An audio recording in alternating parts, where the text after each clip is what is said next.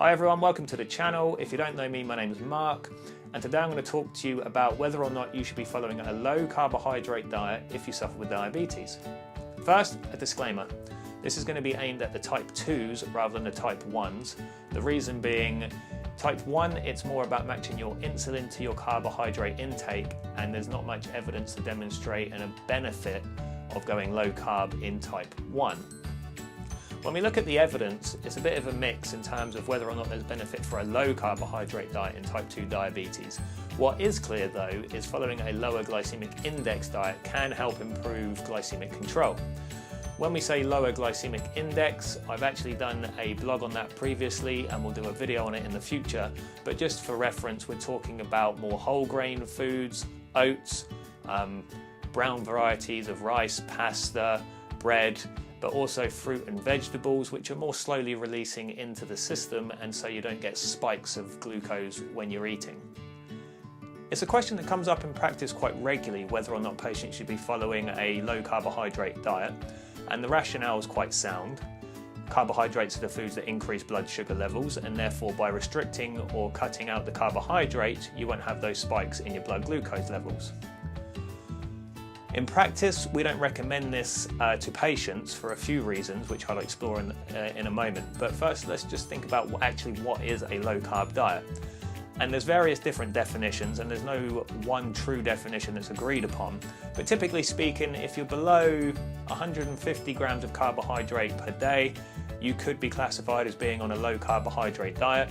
Definitely if you're below 100 grams a day, and you'd be classified as being on a very low carbohydrate diet if you're having 50 grams or less, which generally means you're only managing fruit and vegetables, no starchy carbohydrates there. Now, the reason we don't recommend these diets in practice is because of long-term sustainability. Now, in the short term, there is evidence to show that it can have an improvement in glycemic control. However, people just aren't able to stick to the diet, and so they relapse, and usually relapse in a much worse way than before, kind of like what you see with weight loss and weight gain. If you're going to make a change, the whole point is that it needs to be for the long term to get the long-term benefit.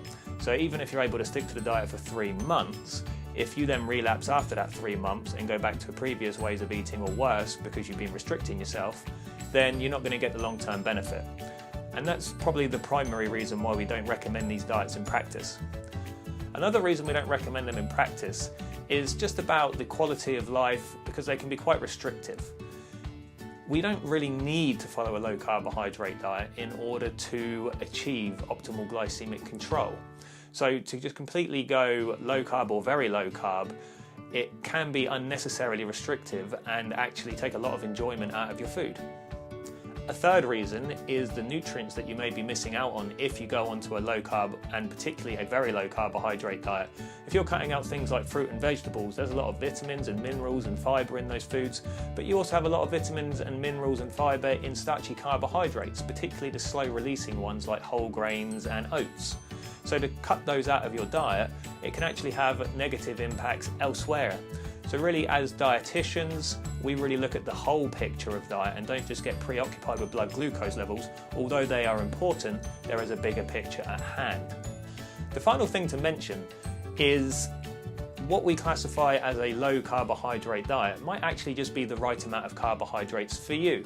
So you kind of need to work backwards, and generally a good starting point is thinking about how active you are in your day-to-day life. So carbohydrates give us energy, which is why you see marathon runners and endurance athletes taking a lot of carbs on board. However, if you're someone that tends to sit quite idle at home and not do a great deal activity-wise, you're not going to need a great deal of carbohydrates. Compared to someone that's out running and walking and gardening and being quite active in their day-to-day lives, what would be considered for that second person a low carbohydrate diet might actually just be the normal amount of carbohydrates for that first person that is more sedentary. So really, actually, it's not necessarily about low and high and normal carb diets. It's about the right amount of carbohydrates for your particular circumstances. So yes, you might actually have 100 grams of carbs per day, but because of your activity levels, that equates to good glycemic control and is actually the right amount.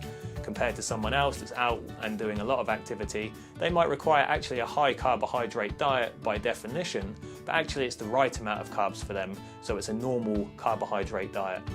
And that's it, just a couple of quick words there for you guys, just to think about low carbs. You can weigh up the pros and cons yourselves. If you've got any questions about it, email me. I'll be happy to answer any questions, and I'll be back with a new video soon. See you later.